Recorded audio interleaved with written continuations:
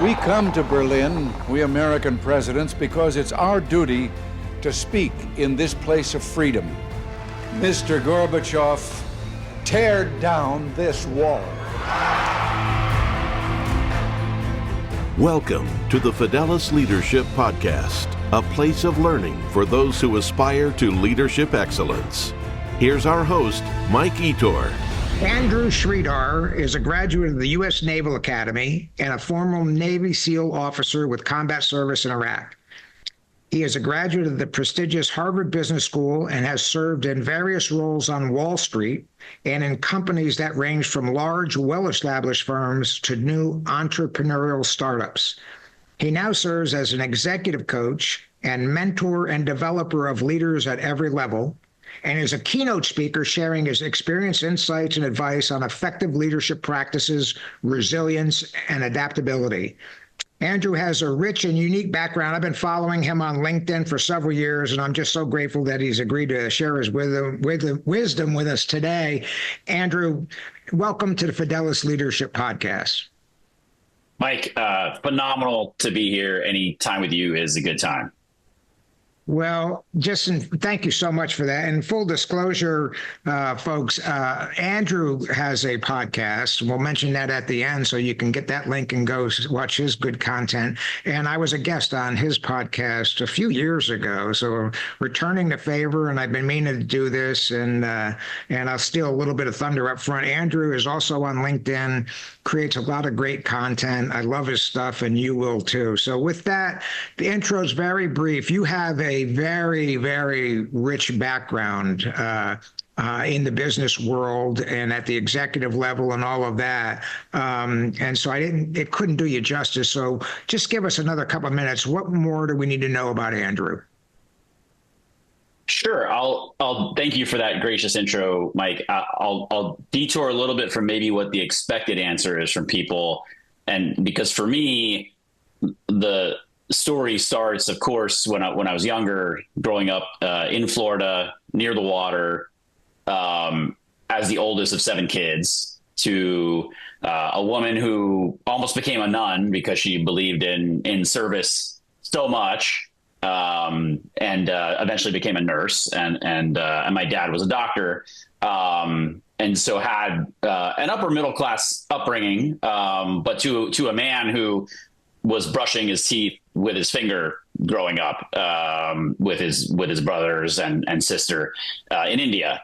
And so there was always this sense of service, a sense of humility, and a desire to make an impact on the world so everyone could have what I had growing up, and to do my family and my background justice. And as the oldest of 7 kids, you kind of, whether you want it or not, you become a leader pretty fast. Fast forward several years, I was on a ship out of the Naval Academy. I didn't get the SEAL teams right away, which not that there's anything wrong with being on a ship, but I do describe that day when I found out I was going to the ship instead of the SEAL teams as, at least to that point, the worst day in my life. Not to trivialize all the suffering that people are going through in life around the world, but to a 21-year-old in college, that was my dream, and it wasn't going to happen. I lucked out, got in the SEAL teams, and had a phenomenal time. Lost some dear brothers, as you have as well, brothers and sisters in arms, but fulfilling career, and throughout my private sector career, I've really just tried to put my place at the intersection of interesting things and leadership. Yeah, awesome. Well, before I start, I always ask the person I'm talking to explain a little bit more about their company. So tell us about your business, who your clients are, and how do you help them? Sure. The business is called The Warrior Poet, and we provide executive coaching to C-suite and executives, both in really what math nerds might call a barbell distribution. And so very big companies who are primarily in tech and value speeding up their innovation cycles through leadership and through the effectiveness of elite teams. And then way to the kind of small end of the startup realm. And so I've been doing keynote speeches and trainings and coaching for those sorts of folks. Full disclosure, I'm still pretty early on in this journey relative to you, Mike, but that's who we are. Yeah. Well, and we all got to start somewhere. And I'm not nearly as many laps around the track as a whole lot of people that are in this industry. And the good news is, it's unlimited. There's more clients out there than you and I and 1,000 other guys could handle in our lifetimes. So I am watching your progress. I'm very impressed with it, and you're well on your way, my friend. So that said, I always ask another standard question at the front for your executive summary of your leadership philosophy. Give us another couple of minutes. If someone met you and said, "Oh, I follow you on LinkedIn, Andrew. I got to go in this meeting, but what's your leadership philosophy?" How would you answer them? I love this question. As a fellow military guy, of course, I think about this a lot. Yeah. For me, none of this will be a surprise to you, I think, Mike, and some of your veteran listeners, but my philosophy starts with the mission, meaning the obsession with the mission is the critical secret to success at a world-class level in one's field, both at the individual level and at the organizational level. So I don't want to turn folks in the private sector off. Mission can be making the experience of your customers magical, right? Or we're not all curing cancer in every business we're in, but having some sort of impact that you can be proud of, your team can be proud of, that makes someone's life better. And really, I use that word intentionally, being obsessed with the outcome. And that, for me, comes from not just from the SEAL teams and our obsession with the mission there, but also from Amazon, where they use that phrase specifically, which is customer obsession, is one of the key, if not the biggest, not that they're ranked, but the biggest and most important leadership principle that Jeff Bezos established early on. And people would go to great lengths in that company, not that any company is perfect, but at Amazon, to make sure and not fail the customer promise and to deliver game-changing solutions. The second set of things in my leadership philosophy are that leadership is not the same as management. Anyone can be in a managerial role, but to lead means to actually get people to do things that they otherwise might not want to do. And then further, I distinguish between great leaders and good leaders. For anyone out there who calls himself a leader or wants to be a leader of any caliber, why would you settle for just being a good leader? So the question becomes, what is a great leader? What distinguishes the great leaders? Because you and I have a lot of people in our network on LinkedIn and other platforms who give advice about leadership, but often they're talking about things that are really just table stakes tasks and not the things that really make great leaders great.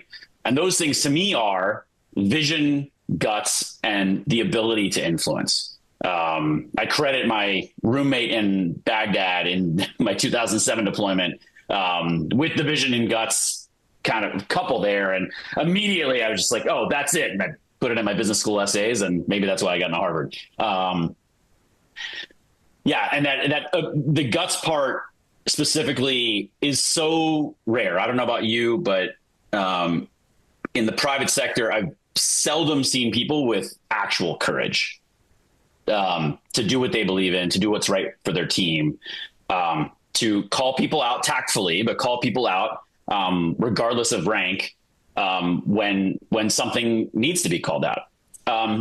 The last part, as I go along here, is that trust in world-class systems is extreme.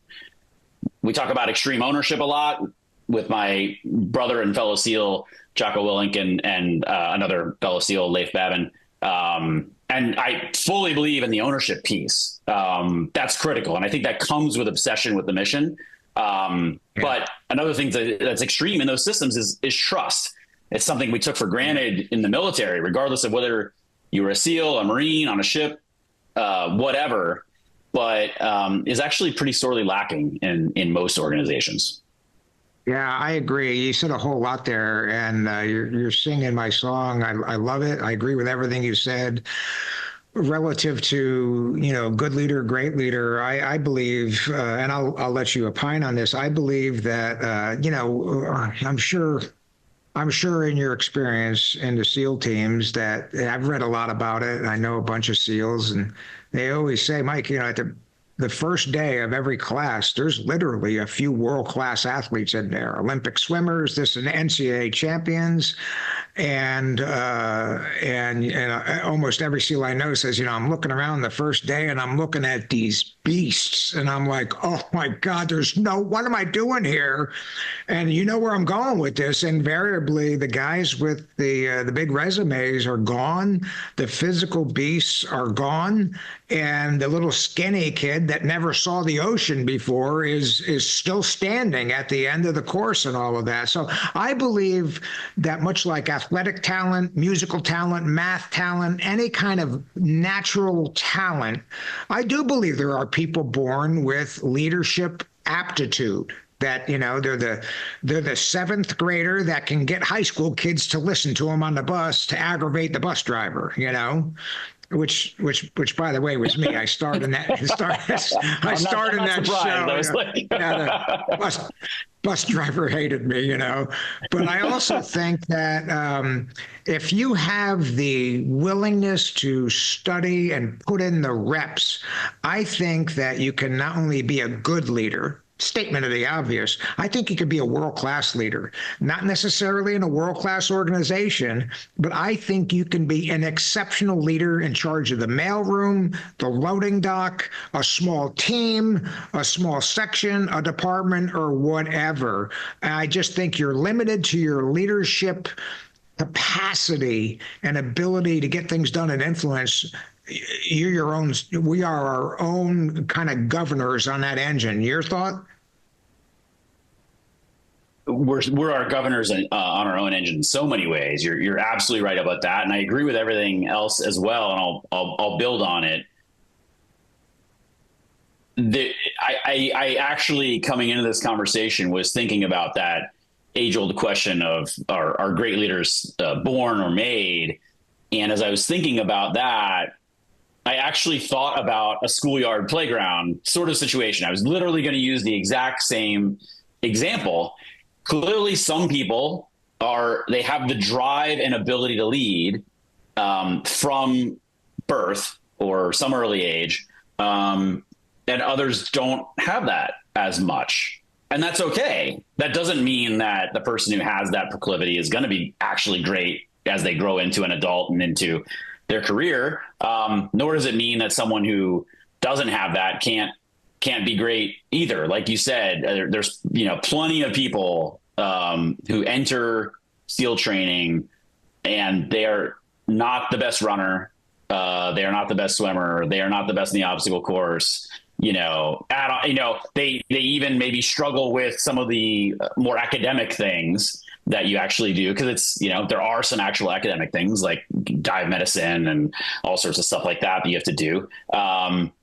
Yet they persevere, they figure it out somehow, and they're a good teammate. They're a great teammate, right? Yeah. And so they get the support, encouragement, bonding, and actual tangible help from all the people around them. And they're willing to learn, they're humble, but they advocate for themselves and they're not afraid to go get it. And so I think, for that kid on the playground or on the bus, which was you, or that person in SEAL training who maybe isn't going to be the honor man. Like I wasn't the honor man. I struggled at tons of stuff in SEAL training, especially early on in first phase, before Hell Week. And, but I think those people have something else, which is drive, even though, someone may be a poor communicator. So maybe they're not going to get everyone to follow them on the playground and do some rascally thing. But there's that drive and energy that motivates them to, hey, we need to achieve this thing. I don't know how you teach that, but like anything, I believe it's a skill. So. Yeah, I agree with that. And to your earlier point about leadership and management, I know that you receive a lot of my content on LinkedIn, and bar none, because I recycle it, bar none, the post that I put up that gets the most likes, shares, comments is the one where I have a screenshot of a page from my book, Trust-Based Leadership, and it's called Leadership versus Management and the differences thereof. And, you lead people and manage things. That's what I say. And that thing evidently strikes a chord. Every time I put it up, I'm like, here we go. You know what I mean? And let's say my average post gets 1,000 views. That one has gotten 50,000 views at times. Share. Wow. And then when people see it, they share it, and then 20 other people share it. And so it's less about how good of a writer I am and more how that simple statement, that one-page screenshot evidently resonates because people have felt, and then they post their stories, where I'm going with this, like them. And I tell you what, I've had good leaders. I've also had people that managed me just like this guy has said, like a machine or an inanimate object. They didn't care about me. They treated me like I was nothing, So we're on the same sheet of music with that. And, the next question I was going to ask you was, leaders born or made, and you've already said a bunch about that. I mean, do you have any more to add on that before we move on? I'll just reiterate the last point I made because I want people to be clear on it, which is leadership is a skill. I actually go slightly further than that. And I like to say leadership is a profession. We often, especially in the private sector, but even in the military, confuse different skills and behaviors that are actually in different categories.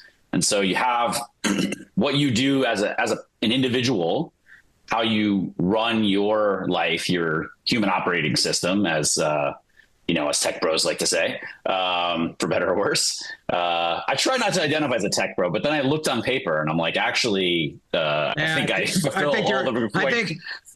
I think you check the box. You're a tech bro, and be proud of it, Yeah. I mean, I don't live in the Bay Area. I think that's the only thing. But so you have that part of it. Then you have the functional expertise, which is where 99.9% of HR and hiring and leadership development focuses, missing the fact that, and it is a fact. It's math. You can look at it in any organization and across industries and across the entire economy of the entire world. As people ascend in the leadership ranks or the managerial ranks, let's say, what matters less and less and less, almost exponentially so, is how much you know about software coding, how much you know about AI, how much you know about customer service, how much you know about manufacturing operations, how much you know about sales, right? All those things diminish as you ascend. And then more and more, you are a general manager and hopefully a general leader. And so what needs to be prioritized more is the leadership. And it's all those leadership skills and traits and behaviors that are in that third bucket, which again, people have different proclivities, but they are skills. Yeah, I absolutely agree with that. And I started in that show as an executive, coming from the Marine Corps. I didn't know much about business at all. But it took me only a matter of weeks before I realized, all right, Mike, you got a lot to learn about business.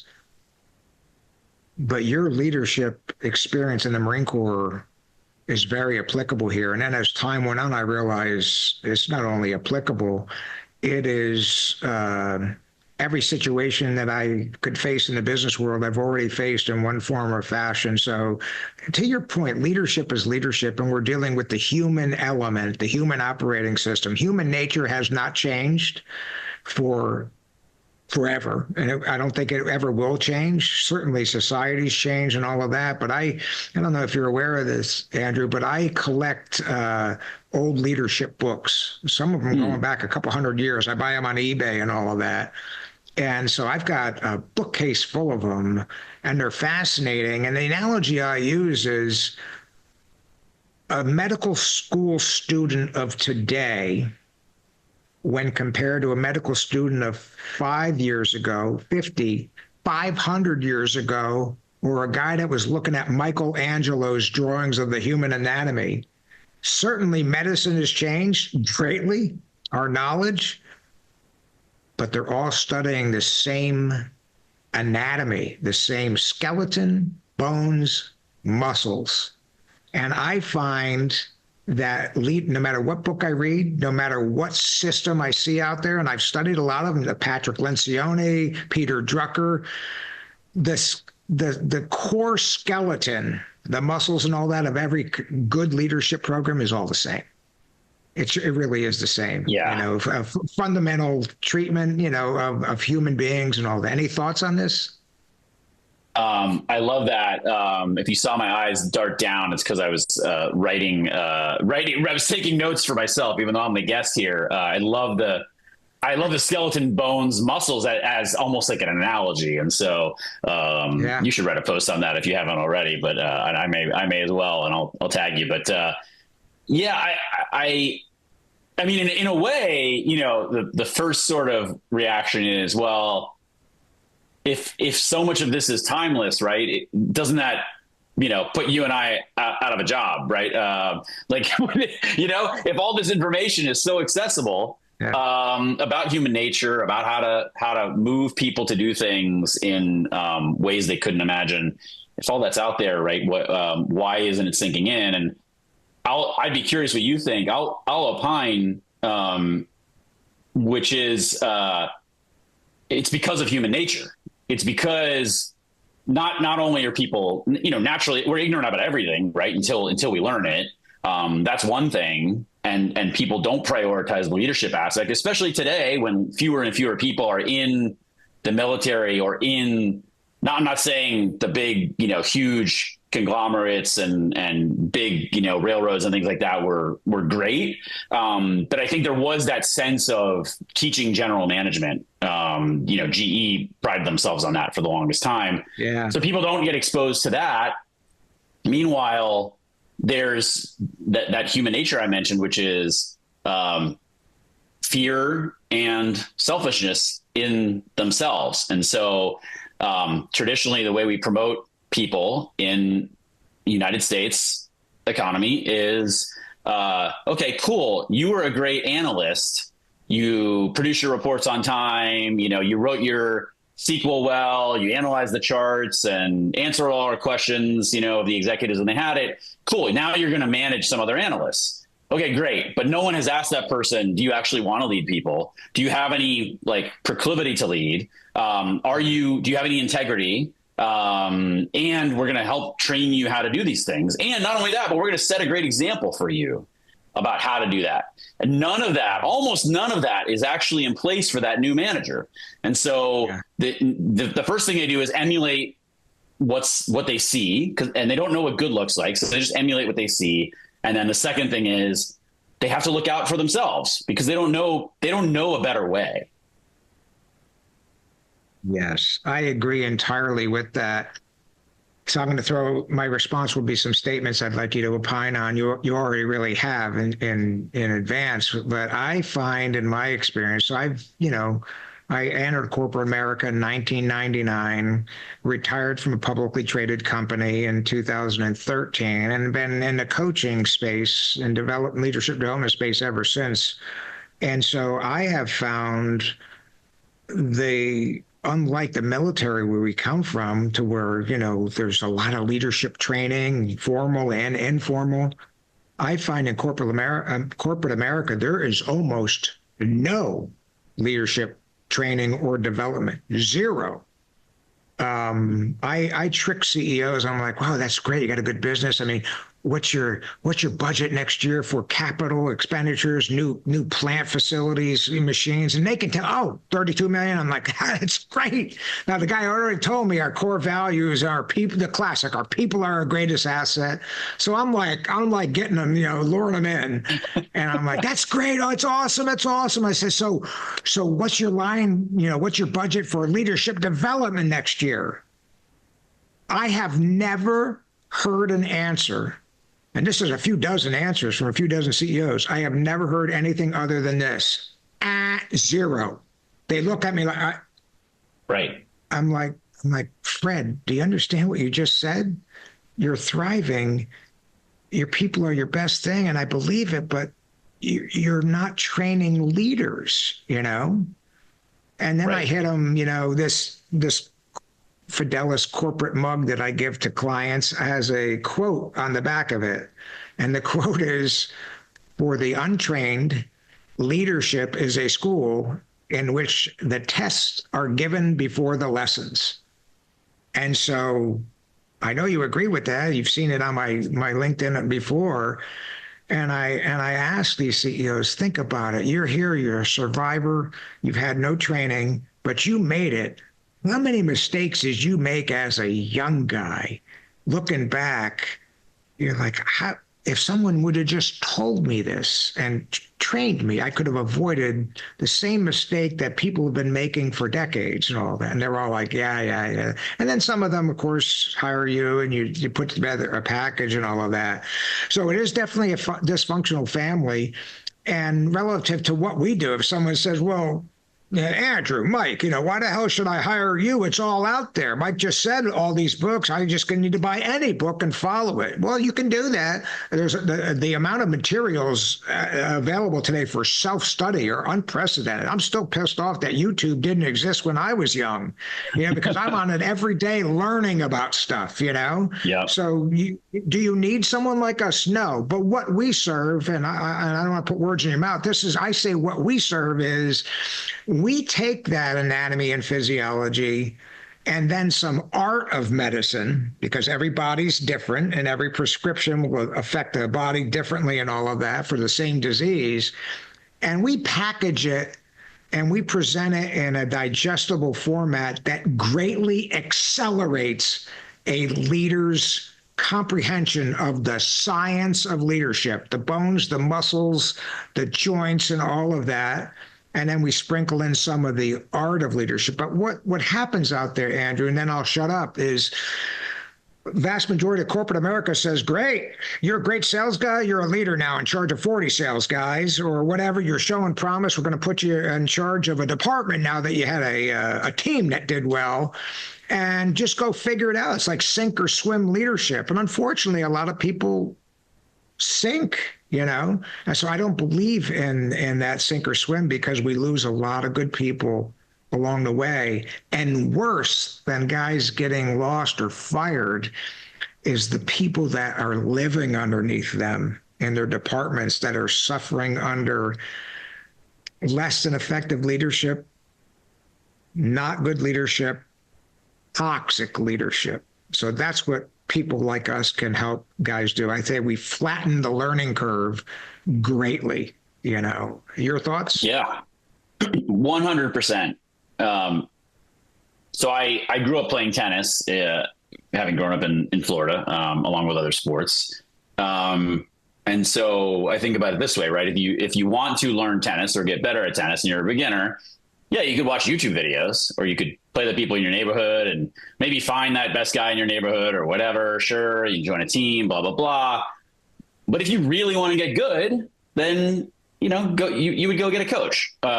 It's pretty obvious. And for many things, I'm a big proponent of self-study. Like I said, I'm on YouTube all the time too. You and I read voraciously, but at some point you want to pay for a result.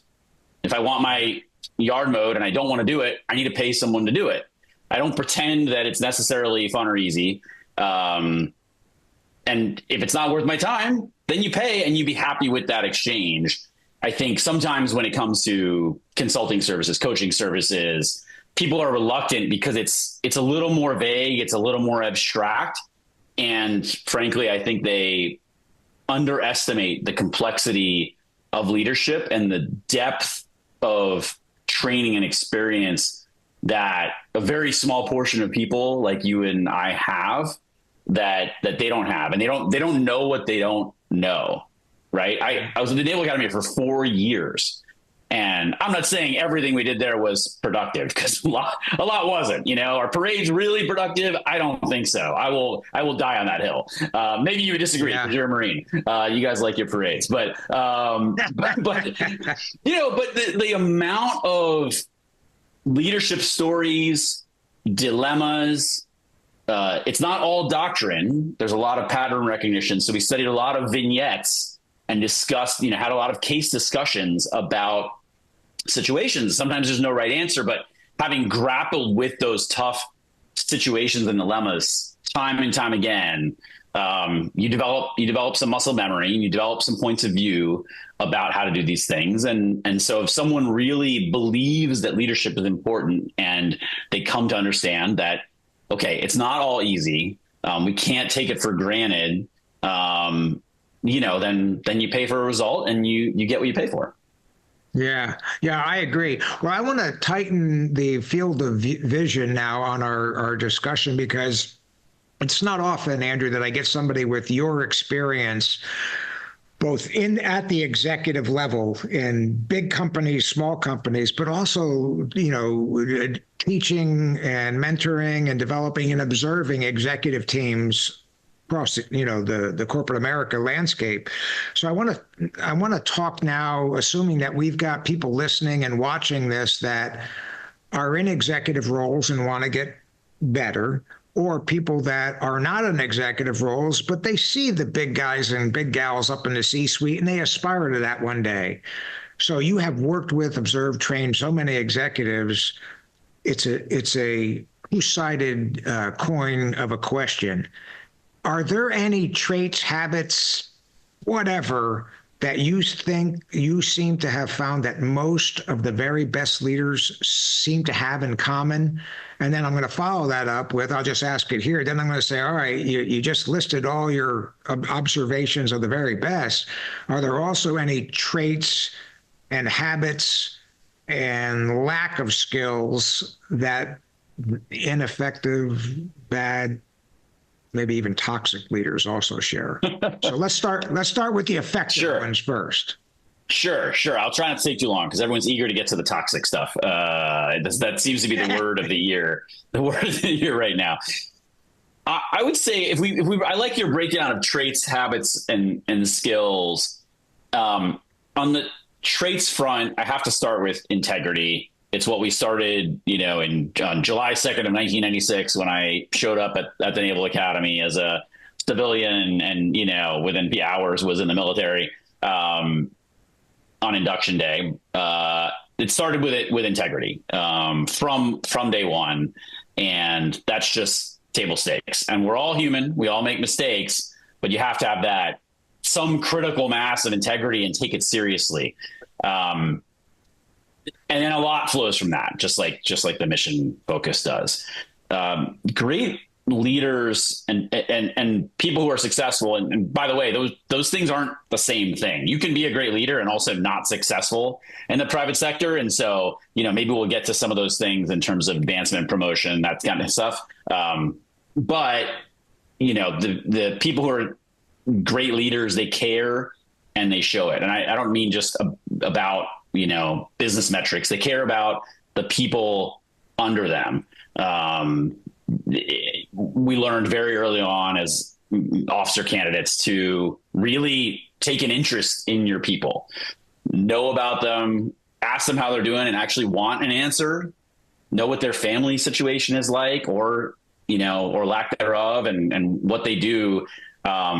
And it doesn't mean you need to be their friend. In a lot of circumstances, maybe you shouldn't be their friend. But that shows you actually care. And by the way, I'm not advocating people just do this to be manipulative. Like, you actually have to care. The great leaders also create a flywheel Jeff Bezos talks about flywheels all the time. This, self-sustaining and perpetuating and accelerating thing that produces leaders. You want to create a system of leaders that then produces more leaders. That's the ideal state. They are professional and they don't get rattled very, very often. One thing that I've grown in is to, not that I wasn't calm under pressure, but because I like to think I was exceedingly calm under pressure, but there's a little element of seeking the highs or trying to crush the lows that come in business or life or the military. And one thing that we used to talk about a lot in the SEAL teams was tactical patience and the ability to just see a data point for what it is in a moment of time and maybe take a minute before you respond. I'll wrap it up just in terms of habits. I think, and this took me a long time to realize, Mike, I'm guessing you probably spotted it sooner, but in the military, while I don't want people to stereotype the military, there's so much initiative in the military. There's so many things where you're not taking orders, but there is a little bit of a battle rhythm. I mean, I barely ever had to use a calendar, almost never. And I was an officer, right? My guys, like my chiefs, they used calendars. My guys, they probably never looked at a calendar, except for their home calendar, like the entire year. And so what I'm getting at is I underestimated the kind of level of personal organization that great leaders have. And it's kind of this quiet skill of that human operating system in terms of being organized, blocking out time for reflection, blocking out time to plan their week, and, all the little things that are this kind of calm organization that then sets them up for success, make sure they're working on their priorities, and then sets up their time and their team in the right ways. Yeah, I love that. Any last thoughts on, or any thoughts on the ineffective, least effective? You want to put a bow on that? The ineffective folks, it's generally not a skills issue, as I alluded to in one of my previous responses. We can fix things like having better one-on-ones. We can fix things like running better meetings, all that sort of stuff, communication skills. But the root cause a lot of times is they are often fearful and self-interested to the detriment of their team. And so, micromanagement, it comes from fear and from a lack of trust. That being one of the things that is the most toxic of all. When someone does something where they're putting customers second or employees second, or ethical transgressions, those things come from our lesser selves. And so I hate to be overly simplistic, but over the last several years thinking about this and witnessing both the great things and opportunity areas since the military, I really have boiled it down to that fear and self-interest drives so much of what is wrong with leadership in the private sector. Because if someone is not scared and they are willing to be selfless, because great leaders are selfless, and they have that mission focus, most of the time they will fix these things themselves. Yeah, I agree with that. Well, let's crank this discussion up a level. In addition to observing individual executives, you have been on, observed, trained many executive teams. And as you know, and I know, you could have, let's say, 6 executives, senior executives, C-level guys on the executive team, and each of them are individual studs, resume, experience. That's no guarantee that it's an effective, cohesive leadership team. It's much like sports or whatever. Super Bowl champions are often not the ones with the most talent-laden roster, So I know you're agreeing with this because it's common sense for those of us that have been in a while. So traits, habits, and skills, cultural, operational attributes that are common to the most effective leadership teams. This is a great question. And I think the right answer or answers, I'd love to hear what you think. I think they run afoul of, conventional wisdom in HR or among CEOs.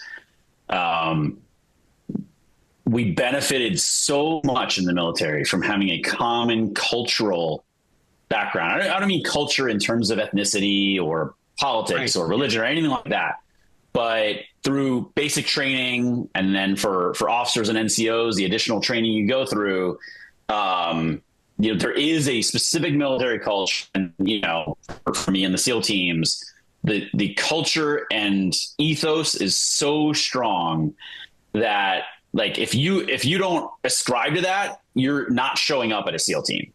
And so there is a huge benefit actually to similarity. Diversity has huge benefits too, proven in research. I'm not disputing that at all. I'm not saying, we should staff every team with, middle-aged white guys, like far, far, far from that. But there's a cost to difference too that no one wants to talk about because it's politically unpopular.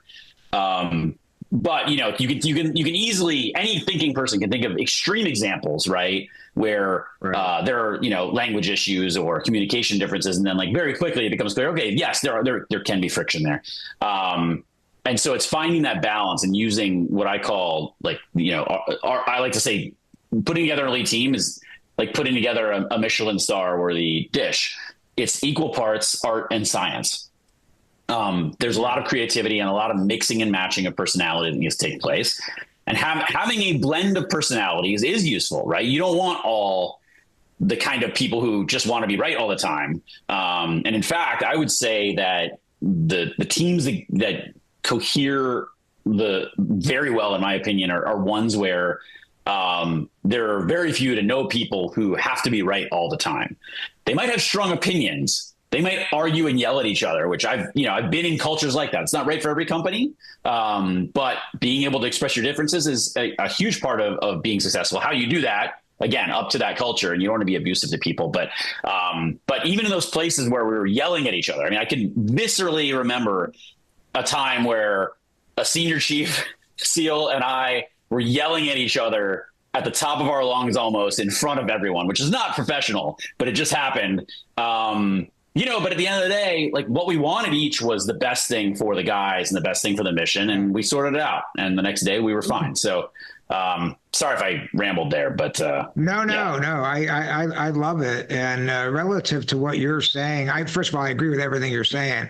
Secondly, the term I use for successful teams, everything you said, I ascribe to. And I say this, that the very best executive teams argue well. People are like, what the hell you mean, Mike? Argue well.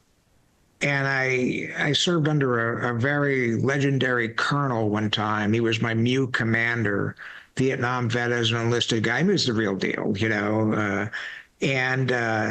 he used to have meetings, we'd brief our MUSOC mission. I was the helo company. Okay, sir, well, here's what we're going to do. We're going to fly in this way, land here, envelop here. Here's where the mortars are. And at the end of the day, he would slap the table. I would brief, the other company, the mech company would brief, the boat company would brief. And at the end of the day, he would slap the table. Boom. Helo company's got the mission. And from that point forward, what was expected of the leaders in the mechanized company and the boat company is, don't pout. Mike's unit got selected for this because it makes tactical sense in this colonel's mind. And my job now is to support Mike in any way possible, And my job is you can even push back with the colonel. And he slaps the table, decisions made, and it's important that every one of us, we leave that meeting room smiling option A, the helo option, is everybody's option. And so I tell people, and you know where I'm going with this. I tell people, you have stereotypes about the military, robots, and especially the Marine Corps, rigid automatons. I got to tell you, you wouldn't be, but most people would be surprised the amount of pitched, very pointed discussions from captains to lieutenant colonels and all of that. Very respectful. There's rank involved, but can get heated. And then at the end of the day, the colonel, the senior guy, says, okay, I've heard it all. Thank you for this. Here's my decision. And we all have argued well. He's made one decision, and we all fulfill it. No pouting, no anything like that. So I agree with you. And when you talked about your chief, I envision that scenario. If you've been in the military any amount of time as a leader, you've had that scenario a lot, and you don't want that chief who's got a lot more of experience than you at that. You don't want that chief to sit there silent because he's afraid the officer is going to tighten him up. You want that chief. Yeah. Because I would venture to say that a fair amount of the times you stuck with your original decision, but a fair amount of times you saw the light that he said, his idea was better than yours. Thoughts? Yep. No, I'll keep it short. Absolutely. Absolutely. Yep. Yeah. Yeah. So I want to thank you for these answers. I want to ask you, how do you rate an individual executive's effectiveness? If you were the CEO and you've got 10 executives on your team and all of that, various backgrounds, experience level. So they're different experiences and all that, different capabilities. They're not all the same. You don't want them to be all the same. But how do you look and say, of the 10 I've got, 9 are effective executives, 1 I'm a little bit worried about, or I need to devote more time? What's your checklist for effective executive? Sure. I'll run down several here, a little bit stream of consciousness. I might miss 1 or 2, and you can help me. But the first thing has to be, if we're just looking at not internal, but what are the things we can measure and look at semi-objectively? Are they delivering results? And then when they set goals on what they're going to deliver, because it's not all me telling them what to do or the CEO telling them what to do, are they actually being ambitious about those things? And are they contributing to that, right? Because they might just have a really strong team and not be doing anything. So are they actually improving the chance of success and the degree of success of their teams? Are they engaged with their people? And are they leading them in an effective way? Are they investing in you alluded to investment of dollars in development by a CEO, but if we're looking at a VP or director, are they actually allotting their time and potentially resources to develop people on their team? And along with that engagement, are they actually communicating well? And are they influencing people, not just in their team, but externally to their team, right? Because we used to say as officers, your job is up and out, right? Up above the unit and then out around that unit. And so that's essentially a force multiplying effect that as people get more senior, that's the effect they need to have while they trust their teams to do things. And then are they able to make excellent decisions? Lastly, can they formulate a compelling vision and strategy? Yeah, thank you for that. Well, this one I know you've done. You didn't start off as an executive, but you got there pretty quickly. So for the people that are executives, they're currently listening to this and say, no, in my company, I am on the senior leadership team. I am an executive. How do they, they're not the chief marketing officer, the CIO, the president, the CEO. They're a senior vice president or VP.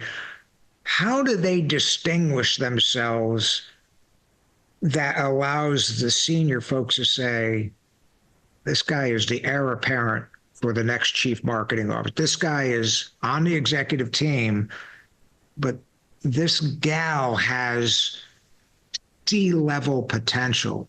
How does an executive show that in the best way without, obviously tubing her peers, at their expense? Yeah, that's a great question. You have to be good at leadership. You have to be good at playing the game, quite frankly, as well, right? And so, how do you play that game in an ethical way? You can start by reading 48 Laws of Power. That isn't going to teach you necessarily how to do it in an ethical way, but at least it teaches you the game, by Robert Greene. It's a classic. If you haven't read it, you should. It doesn't matter how good a person you are and want to stay. You need to know human nature, and that teaches you a lot. You need to play the functional game, and you need to show you're the expert. And I realize I might sound a little bit contradictory there. But the reality is, even if you know your job is to be a general leader, you still have to show that you have the functional chops and you're staying on your game, because when someone looks down, they see you as marketing or they see you as product or whatever, they prize that. Generally, you need to get good at marketing yourself and your team, parentheses, with integrity. And so, how do you stay professional? And really, it comes down to, I think, being seen as a professional. You take your job seriously. You take your people seriously. You're devoted to the mission and purpose of that company. You support your leaders, and sometimes that support means disagreeing, and just always being that person that they can rely on. Obviously, we would like for trust to be greater, you and I, in organizations. But here, that person above you and at some point the CEO or chairman, they need to know, like, hey, like, anything I give Mike, he's on. And actually, I don't even give him stuff anymore, because he just comes up with ideas on his own. He briefs me, he sends me enough communication, but and occasionally seeks my feedback. But I'm spending my time on all these other things because Mike's got it. That seems like a pretty obvious case then, right? Yeah. I love your answer. I agree with it all. And I want to follow up. The only thing I would add to that, and I think you'll agree with this, it just wasn't, directly asked of you, is I would tell people that are on the executive team, if you're not the chief marketing officer or the CIO or the CEO or whatever, a lot of what's going to determine your upward mobility at the executive level is the power of peer relationships. So, because moving up at the executive level, you're already an executive, moving up into one of those big seats means some of your former peers are now going to report to you. And at the moment of truth, the CEO is going to go around to them all and say, no kidding, Andrew, we're getting ready to do this for Mike, and we're going to tuck you underneath him. You're going to report to Mike now. What do you think? And if we haven't had a good relationship, you're going to say, no offense on Mike, if you do that, I'm leaving. I will not report to Mike. Well, if that CEO hears that, just one of those answers may be enough. But if he hears a couple, three of those people, he's not going to promote Mike. Why would he do that and lose three of his valuable people? Your thoughts? No, yeah, absolutely. That one thing that can be a wake-up call for people, especially out of college or especially out of the military, is the world is not a meritocracy, right? Yeah, you should do things of merit, but the reality is that the people matter, right? And it sounds so obvious, yet so many of us struggle because we act as if it is a meritocracy. And so you need to do things ethically, do your best job, but also realize that there are these factors at play.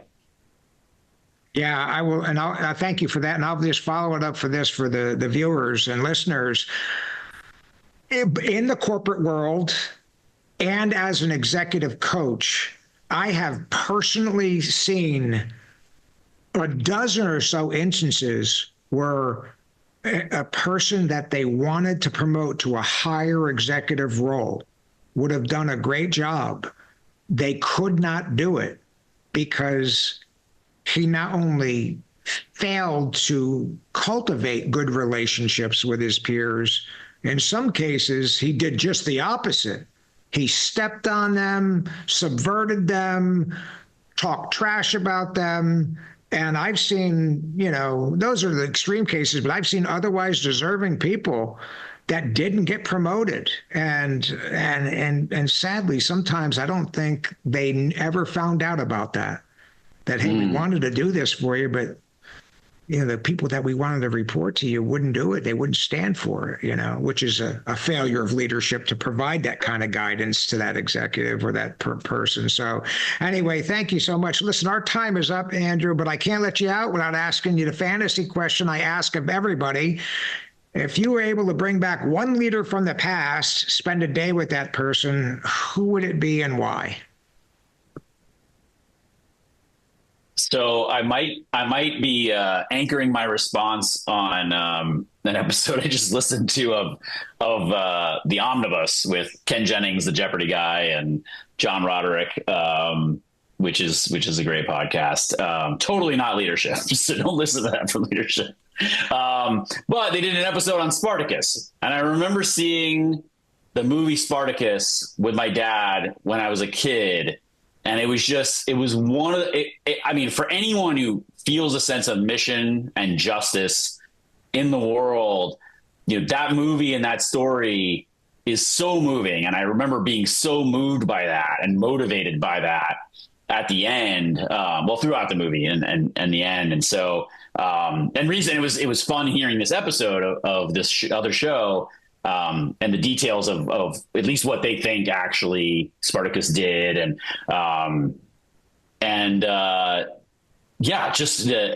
an incredible period in history. And it sounds like just an incredible leader with an immense amount of courage, an unparalleled communication ability, and really that mission focus that we've been getting at for almost this whole episode here. Yeah, good choice. I thought the movie you saw, was it the original classic with Kirk Douglas? Yep. It was the classic. Yeah, that's right. Yeah, I loved it. He boy, talk about straight out of Central Casting. Yeah. He was the guy. He was Exactly. Kirk Douglas. I love the guy. So, well, listen. How do our listeners find you? How do they find your content? Tell us about your podcast. What's its name? How do they find it? So people can find me at thewarriorpoet.com, thewarriorpoet.com. All my information about coaching, speaking, training is on there. I am also on LinkedIn, as you said, Mike. Andrew Sridhar. Obviously, my name will be spelled in the podcast. I am also on my own show it's also called the Warrior Poet Podcast. And then lastly, I have a newsletter that I started several months ago called Kingpin. It's about getting unstuck and being your best leader. And so there's a whole bunch of tools and frameworks and tips that I insert in there. And I'll be perfectly honest. It's a little more raw and a little spicier than what is on LinkedIn. So I've been having fun getting that stuff out there. Yeah. Yeah. Good. Well, listen, I can't thank you enough for this, Andrew. It's been great. This is going to be as popular an episode as I envisioned when I asked you to attend.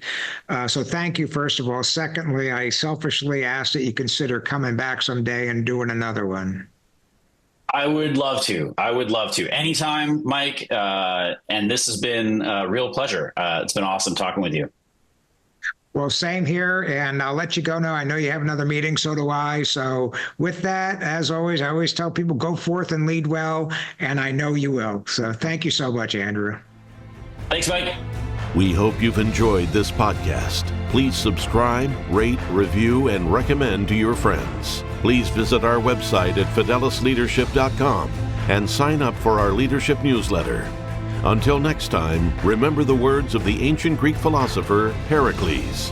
What you leave behind is not what is engraved in stone monuments, but is woven in the lives of others.